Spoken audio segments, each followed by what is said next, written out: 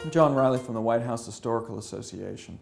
When presidents and first ladies and their families move into the White House, they usually change the looks of the spaces that they use on the second and third floor.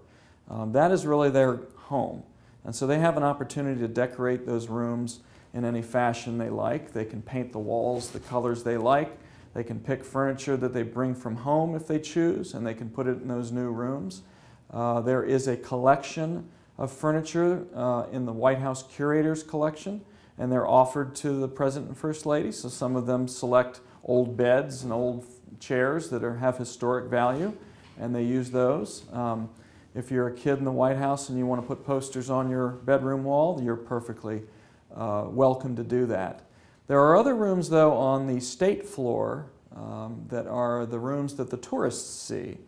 And those are more traditional museum-type rooms, but they change from time to time, but the presidents and first ladies rarely go in and do large changes to those spaces. Those are considered museum spaces that in a way belong to all of us, and so those are decorated in such a way with paintings and furniture that depict a lot of the history of our country in them. So occasionally the wallpaper may change, and the carpets certainly may change, and you may add some furniture or a portrait of a president or first lady or an artist that represents America in some fashion might be new to the room.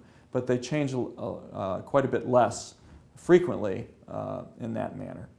Beginning in the 1960s, and in fact some first ladies even before that, Mrs. Kennedy became very interested in presenting the White House as a museum of American art and decorative arts. And what that means is she thought there were great American artists and craftsmen out there that should be represented as people went through and toured the White House. So she started this campaign to actually bring some of those things back to the White House that are really two kinds of things. One, we know that Chester Arthur in the 1880s, for instance, sold about 24 wagon loads of furniture. Much of the furnishings left the White House at some point in time, and so they went into other collections, people bought them. So Mrs. Kennedy said, look, if you've got any of the material that used to be in the White House, we'd love to have it back.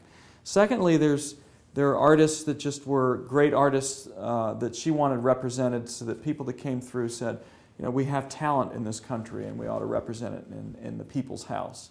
And so that's another set of collections that just represent the great American art and craftsmanship. After Mrs. Kennedy, there were other first ladies. Mrs. Nixon, certainly actually all first ladies have had their stamp on the White House and the rooms and the decoration of those rooms and the purchase of new art and furnishings. They're all on a committee called the Committee for the Preservation of the White House, and that's their job, to be part of that committee and to look at what new art and artifacts can be brought to the collection. So many first ladies in our history, and certainly since all of them since Mrs. Kennedy, have participated in that.